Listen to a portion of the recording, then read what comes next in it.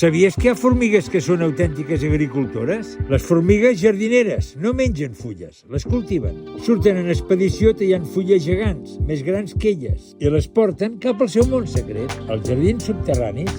Allà, altres formigues s'encarreguen de netejar-les, mastegar-les i cuidar-les amb molta cura. Perquè creixin fongs, que és el seu menjar. Bàsicament, agricultura ecològica sota terra. Però això no acaba aquí. Els seus nius són una obra mestra de l'enginyeria.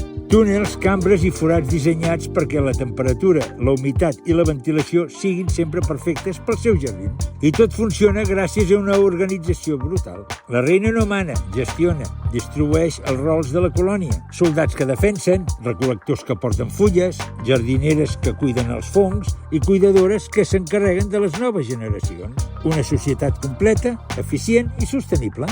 I tot això gràcies a no tenir polítics dirigint. Moltes gràcies, molta salut. Fins ara!